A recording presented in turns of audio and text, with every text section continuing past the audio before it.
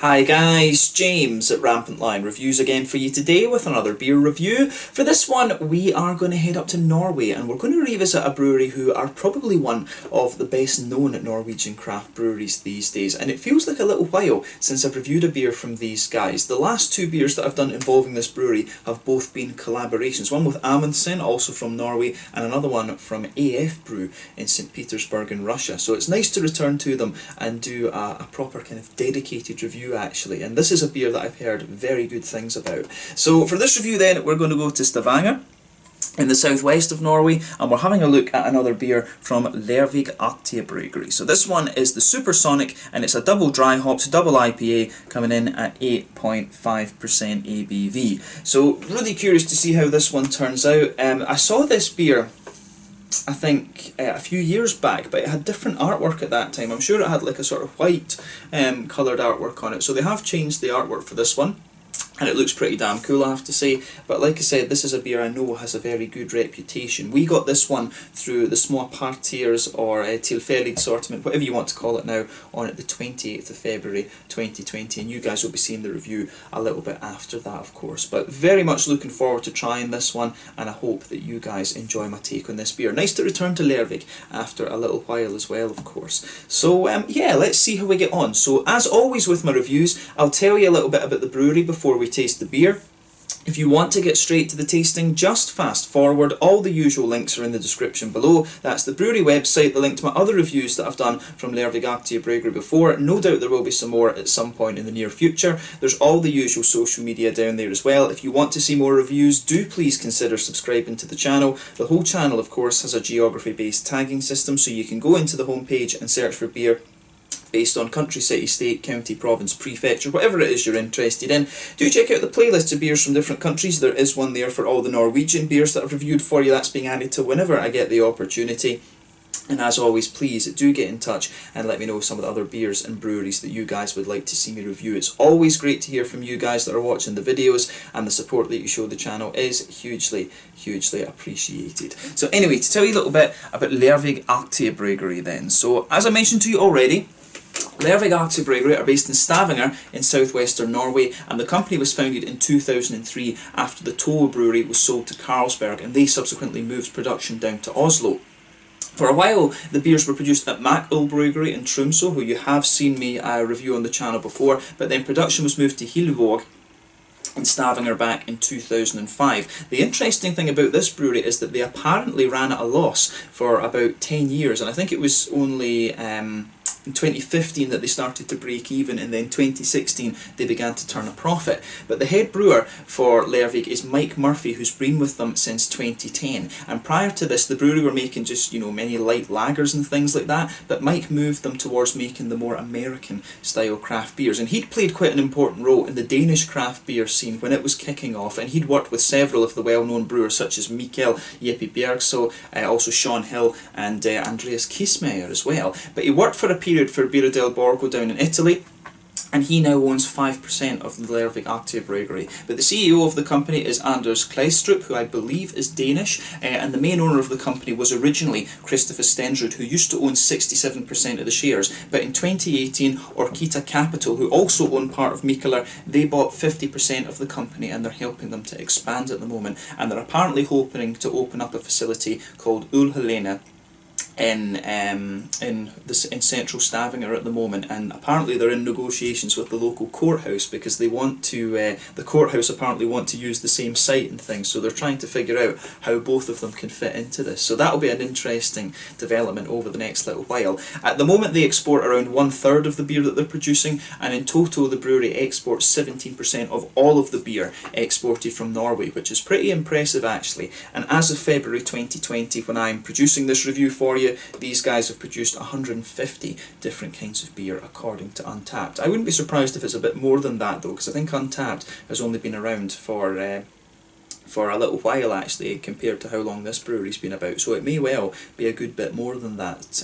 But yeah, a really interesting brewery this one. I've always had very good beers from Lervig Aktiebryggeri. They're very well known at the moment for the big imperial stouts and things like that. One of my favourite beers, I have to say, was the Three Bean Stout. That was recommended to me by somebody, I can't remember who. I think it was actually somebody over in Ireland that recommended that one to me, if I remember correctly. But they're very good when it comes to the dessert stouts, the sweet stouts, and the Conrad stout is one that you definitely want to check out as well. And they've been getting a lot of plaudits for the kind of hazy New England IPAs in recent times as well. But I would love to see these guys do a good old West Coast IPA again, because I don't remember ever having had that from this brewery. I think it's all been the hazy ones that I've had from them so far. But a very well respected Norwegian brewery, and one that you definitely need to check out if you haven't already. So yeah, that's all you really need to know about Lervig Aktiebryggeri for the moment. If you want to learn more, of course, you can check out the brewery website in the description below. You can follow them on Facebook and Instagram to keep up to date with all the latest goings on, and of course you can check out the Rate Beer, Untappd and Beer Advocate pages to learn more about all the different beers that they've got. But there is a fairly extensive collection of the regular beers there on the website too. So yeah, let's get on and actually have a taste of this one then. So as you can see, the artwork on this one is really pretty damn impressive, I have to say. I think the light is, this is the one annoying thing about when you're filming and you've got silver cans, the light does reflect off them a little bit. But this one comes in at 8.5% ABV. You can see that lovely. I must have had some stuff that this artist has done before, because I really recognise that style of artwork there. Peter over at the Clueless Drinker, he's the one you always want to talk to about art. He's very much into his art and film and things like that, but I will compliment them on the art. I can't really go further than that because I'll just butcher it. But like I said, 8.5% double dry hop, double IPA. The hops in this one are Citra, Enigma, Amarillo and Simcoe. Citra we know is the lovely juicy kind of mangoes. Enigma is an Australian hop that's kind of gaining prominence. It's kind of similar to Nelson Sauvin, but it does have some red fruity elements as well, so white grapes and sort of cranberry, red berry type flavours. Amarillo is the classic oily orange hop, and Simcoe is your kind of classic smooth passion fruity note. The malt base in this one, from what I understand, is Golden Promise, wheat and oats, and it uses a Vermont ale yeast strain as well, so yeah, should be pretty good. This one is a half litre can, 500 millilitres, which is always the good thing about going to Denmark. Actually, you tend to get 500 millilitre cans, and in Germany as well they're doing that rather than the 440s.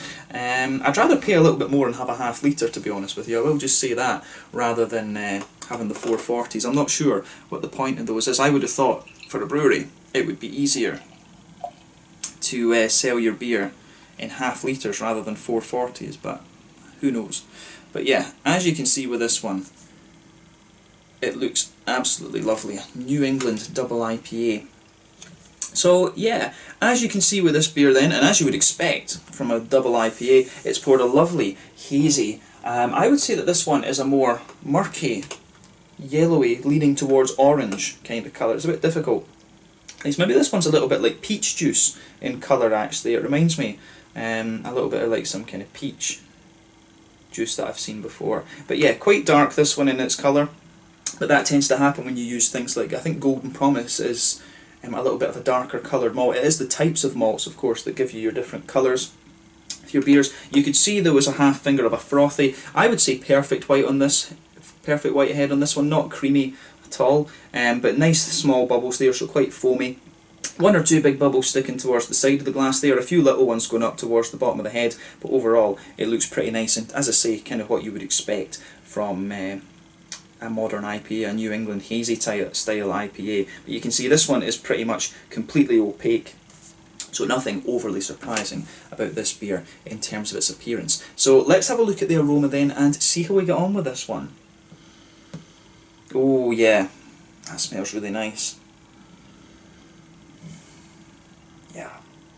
So straight away you're going to notice the smoothness of the malt base in here. You can definitely get a little bit of the wheaty notes coming out of this one. You can smell a little bit of that wheaty bite, but you can also smell the kind of creamy smoothness from the oats as well. You really get that kind of further towards the front of the nose. But at the same time, you've got this nice kind of almost, it's a nice kind of like biscuity thing. It reminds me, the aroma reminds me a little bit more of like shortbread, but it definitely has a little bit of the kind of, you know, it definitely has a little bit more of that kind of McVitie's digestive sweetness to it. Scottish shortbread. I don't know if the Americans call that somewhere else, because we always have to watch with these reviews, because the Scandinavians are more used to American English these days. But to me, it's got a little bit of that biscuity sweetness, but it's also got a little bit of a kind of shortbready type biscuity note to it as well, which is quite interesting. So there is almost a little bit of that kind of butter biscuit type thing to it, which is interesting. But the malt base comes across really nicely. It strikes me as a very smooth malt base, but just with a little touch of sweetness. And as I say, you do get some of the kind of wheaty bitiness out of it also, which is very nice. But yeah, lovely smelling beer. In terms of the hoppy side of things, I'd say that this one, on the green side of hops, there is a teeny little bit of earthiness in this one, but that's very minimal. This one leans towards the kind of floral aromatic side of things for me. All of the hops that you have in here, I'm pretty sure they're above 10% alpha acid. I'm sure Amarillo's like 11. Enigma I think is pretty high, around 16 if I remember rightly. Simcoe I think is about the 11 mark as well, and Citra I think is maybe around 14. So all of the hops that you have in this one are quite high in their alpha acid content, so you've got a lovely big kind of floral aromatic note out of this one. It's not really piney, I'd say it's definitely more kind of slightly spicy and floral, but some nice lighter grassy notes in there as well, and then you've got all the fruitiness too. So for me, the Enigma really kind of jumps out at this one. You can really smell that sort of green, white, grapey quality in there, but then if you smell more of it, the more that your nose adjusts to this beer, you start to get the kind of red berry, almost cranberry type notes from that hop there. It's really nice. But then as well, you start to get the more kind of pungent things. You get a little bit of the passion fruit from the Simcoe, and Citra can also give you a little bit of that. You do get a little bit of a grapefruity, passion fruity thing from Citra depending on what you mix it with, but mainly it's mangoes and stuff like that. So you have a little bit of this lighter tropical fruit in there as well from Citra. So like I say, mangoes, a bit of the darker passion fruit and things as well, which is both from Citra and Simcoe. And you can pick up a wee bit of the orange from Amarillo, kind of in the centre of those, but it's quite hard to detect compared to the other things. There is a wee, as I say, there is a wee bit of it. I'm sure it will come out in the flavour, because Amarillo always gives you this really distinctive orangey, big oily orangey flavour. But it's quite difficult to pick that up in the aroma. It is there, but you do have to search for it a little bit.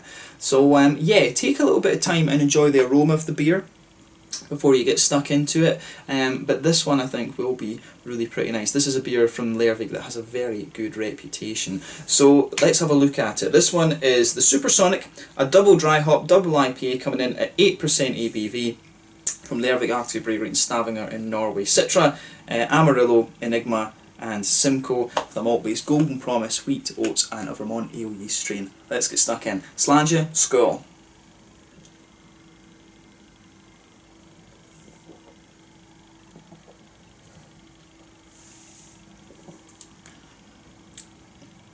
Oh yeah, that's a really nice beer, that, it really is.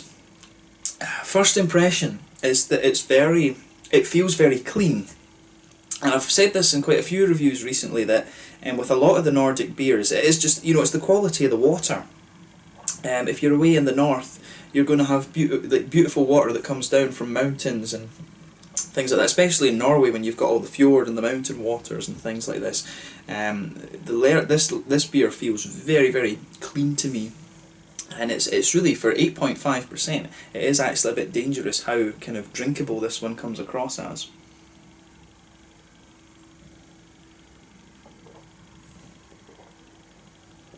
But I will say, you know, this is an absolutely awesome beer. I really like what they've done with this one.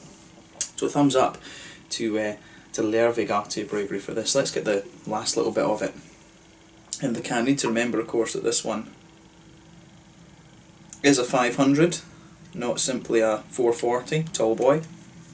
But yeah, this is beautiful. So straight away with this one, I'm also noticing that it's a very smooth kind of IPA. And what I've always done with these New England IPAs since I've tried Alchemist and Trillium and Treehouse, you know, I've always usually compared the European ones to these, because Alchemist is more farmhousey, Treehouse is more creamy, and Trillium's a little bit more wheaty and bitey. This one is kind of somewhere in between the Trillium and the Treehouse.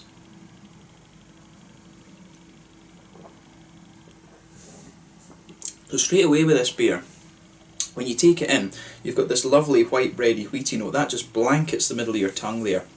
Towards the back of the palate you can feel a little bit of the kind of more bitey, wheaty notes coming out of it. You can really feel those towards the back of the palate, but then as you come further forward, you can feel it leaning more towards the sort of oaty creaminess. It gets a little bit sweeter and smoother as you reach that front part of your palate. In the very centre of your tongue, you get that biscuity note that I was talking about. That'll be the golden promise coming out of the beer. So you've got a little bit of that sweet biscuity note which will be covering up the alcohol. Of course that gets more prominent as you go up in terms of the content of alcohol. And it's interesting that this one is 8.5% as well, because I've always felt that for the most part, there are some exceptions, but I've always felt with these hazy IPAs, it's a little bit difficult to go above 8.5% without adding a bit of caramel or something into the beer, or making it a little bit more bitter and stuff. And I first noticed that with the likes of Brewski in Helsingborg, and a lot of breweries seem to kind of stick to that. That 8.8, between 8 and 8.5% is the sort of cut-off point, if you like, for the hazy IPAs. You can go higher than that, of course, with a West Coast IPA a bit more easily and still maintain the same kind of flavour balance. But this one, as I say, it's a little bit higher in alcohol for this type of IPA, so you do get a little bit more of that biscuity sweetness and that McVitie's Digestive kind of oiliness in there. That sort of butter biscuity thing, the Scottish shortbread type flavour that's in there, you do get that, and that progresses a little bit more. It comes out a wee bit more the further that you go into the aftertaste as well with this beer. But the malt base, I will say, is really nicely balanced, and for an 8.5%er it actually feels a little bit lighter than a number of the other beers that I've tried within this style bracket recently. So that's an interesting point, and that maybe it's to do with the water as well. Like I say, the water in this beer comes across as being very sort of clean, if you like.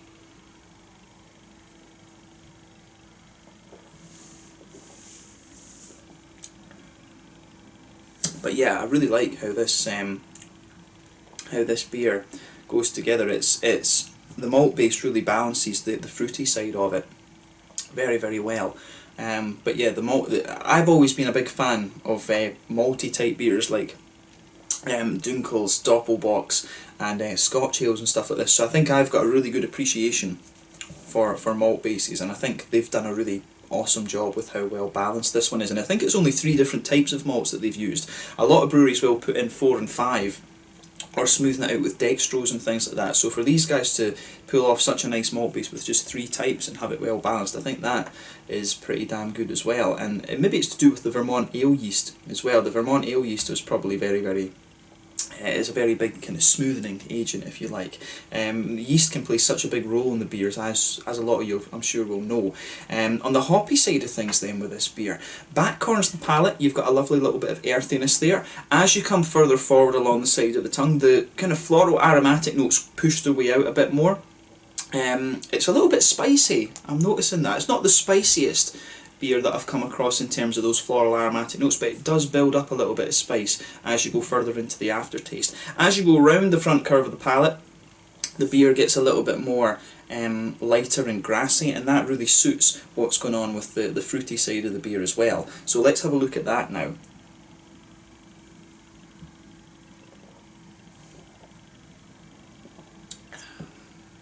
So yeah, as I always say, the fruity notes in the beer, they come out in that little oily bubble that you get behind the front curve of the palate. And this one's really interesting.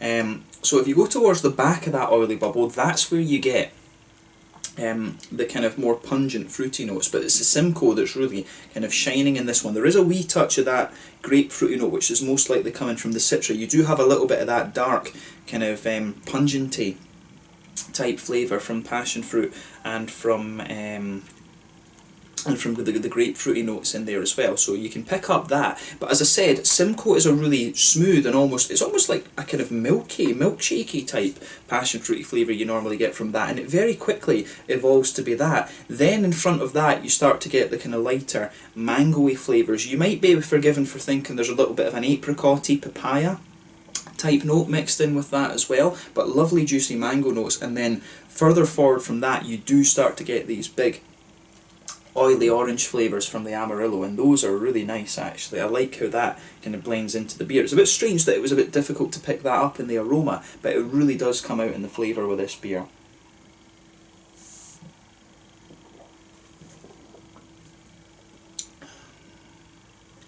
But yeah, those oily orange flavours, they really, you can feel that sweetening up. You've seen how long it was since I took a sip, but you can feel that sweetening up the further that you go into the aftertaste with this beer. And I'd say the orange and some of the passion fruity notes, they linger there. I think the mangoes, the juiciness of the mango stays, but it kind of fades away in favour of the other flavours. The one we've not mentioned yet is the Enigma, and it's doing some really interesting stuff, because you can feel on the grassy tip of your tongue, you can the white green grapey notes that you get from Enigma are sort of interacting with that in a really interesting way. They're kind of crossing over. I don't get so much of the kind of red fruity, the sort of cranberry, red berry notes that you can sometimes get from Enigma. There's a wee bit of it, almost on the very kind of tip of your tongue, in the very, very centre of the tip of your tongue. There is a little bit of that red fruity note there, but for me, generally, I think it is more of the kind of white grapey notes. The thing, I don't know whether, if I was to blind taste this without knowing the hops, I don't know whether I would pick Nelson Sauvin or Enigma, because it does feel, that grapey character does feel a little bit wetter or a little bit more oily than Nelson Sauvin. The Nelson Sauvin, I think, feels a little bit smoother, whereas Enigma is a little bit kind of more oily and stuff. So I'm not sure, if I blind tasted it without knowing the hops, if I would guess that. That's an interesting point. I think over the years I've only had 5 or 6 beers with Enigma in it, but it's a beautiful hop that I hope we see more of. Galaxy from Australia is already very popular across the world, so hopefully Enigma is one that starts to take off as well. It's a, you know, if you like Nelson Sauvin, you probably are going to like Enigma. But yeah, you do that. The Nelson Sauvin, sorry, the Enigma, the white green grapey notes that you get out of this beer, they really come out on the tip of your tongue and mix in with the sort of grassiness that the beer has. So I mean, for me, when you go further into the aftertaste, you can feel a little bit of the wheaty side of the malt base coming out, a little bit of the pungent kind of passion fruity, grapefruity notes, both from the Citra, or more likely from the Citra, but I think also a little bit from the Simcoe, in fairness, and then you get the sort of white grapey notes from the Enigma there as well. Some of the oily orange characters from the Amarillo are also lingering there, but to basically sum it up, this is just a lovely, lovely beer. It's got some old, you know, Citra, Amarillo and Simcoe are the kind of big three, the original high alpha acid hops, and then Enigma just gives you a little bit of a kind of modern twist on the beer actually. So I really like what they've done with this one. This gets a massive thumbs up from me, and I certainly wouldn't hesitate to drink that again. It would be interesting for them to do this with Nelson Sauvin, because then it would be like a proper kind of old school hopped beer, that, because Enigma is more modern than the other 3 hops that are in it. But as it stands, it's a beautiful beer, and I certainly wouldn't hesitate to drink this one again. It shows you how good the Norwegian craft beer scene is these days as well, because there's many smaller breweries that we won't get in Sweden and Denmark and things like that that are doing similar things up there. But definitely cool to return to Lervig and have a go at one of their very well respected beers, and I can see why it is well respected. So I'm glad that we got this one through the small partiers, I have to say. So yeah, in terms of the mouthfeel then,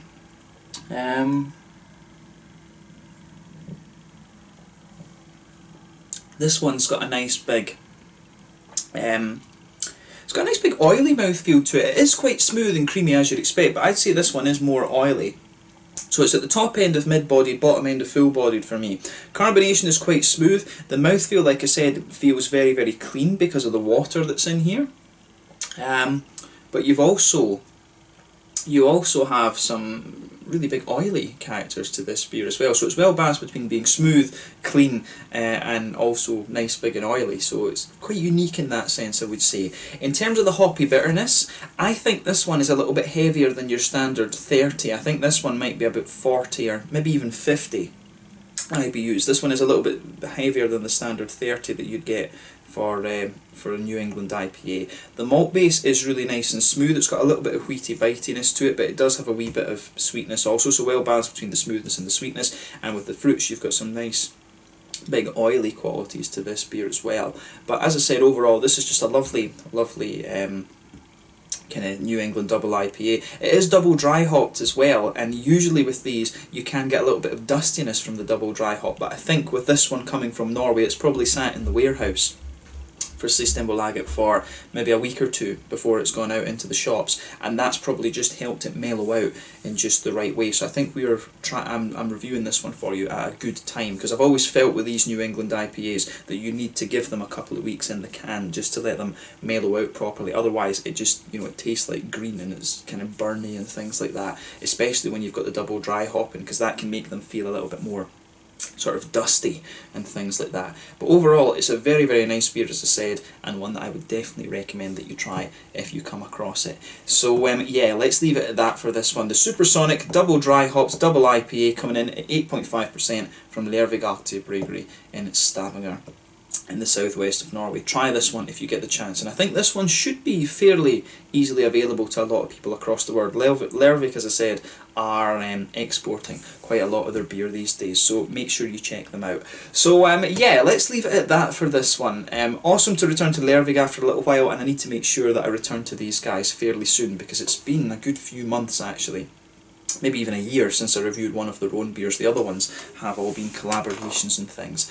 So yeah, thank you again for watching my beer reviews. Until the next time, please like, subscribe, share, all the usual YouTube stuff. Let me know your own thoughts on this beer in the comment section below. Let me know what your favourite beers are from Lervig Aktiebryggeri as well. Hopefully I can get back up to Norway at some point soon and pick up some of the more random Norwegian beers, but for the moment we're getting a lot of Lervig, Amundsen, Servicium and Handbryggeri and things down here, which are very good. But as I say, hopefully I can review a few more of the kind of quirkier Norwegian beers at some point soon. Thank you again for watching though. Check out my social media, make sure you try some of the Lervig beers, and I'll catch you guys very soon. The Supersonic from Lervig Aktiebryggeri in Stavanger, southwestern Norway. Slange, skål, cheers.